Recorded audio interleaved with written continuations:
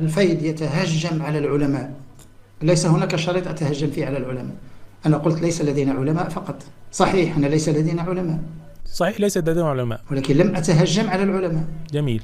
فلماذا هكذا الناس يعني يلبسون على الناس يعني لماذا يلوون الكلمات فقط من أجل الكسب؟ لا بارك الله في كسبهم، كانوا يكسبون من الكذب. يرغمني شخص أن أتبع الألباني، لا زلت أؤكدها لكي نكونوا واضحين. ترغم علي نتبع الألباني، لا أتبع الألباني، لكن لا أسبه ولا أشتمه، لكن لا أتبعه. جميل. ونزيد نأكد لك نطح الحيط.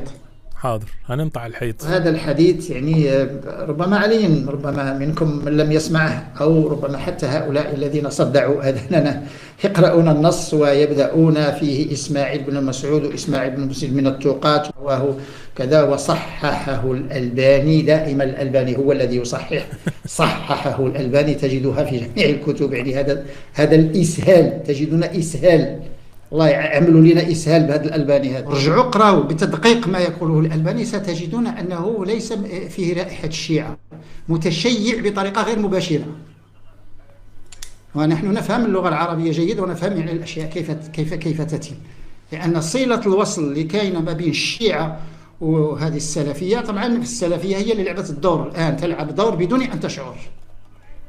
تريد الآن يعني أن تكون جسر ما بين الشيعة والسنة، وهو متناقضان لا يلتقيان.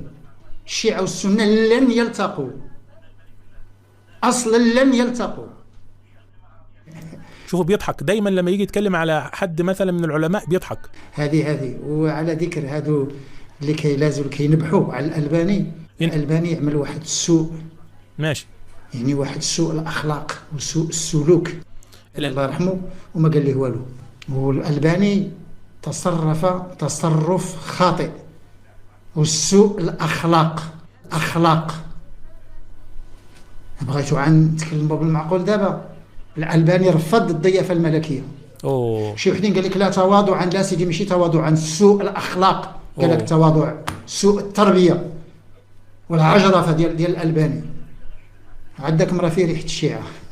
الألباني راه داخل في المشروع الشيعة بطريقة غير مباشرة. هذا الشخص عنده يعني تصرفات خاطئة، تصرفات سيئة، سلوكات غير مقبولة. يمكن عالم الحديث وكبير وكذا، كان على الأقل يعني يتصرف يعني بأدب مع الملك، كان يتأدب مع الحسن الثاني، لم يتأدب مع الملك. والأتباع ديالو كيقول لك لا تواضعا منه. كيف تواضعا منه؟ الملك رحب به ودار لي ضيافة ملكية، وخصص لي سيارة وسائق، وقال لي يعني أحسن وطيلي برك فيه الألباني وكذا. الملوك، تربية الملوك، ماشي تربية ما غنقول.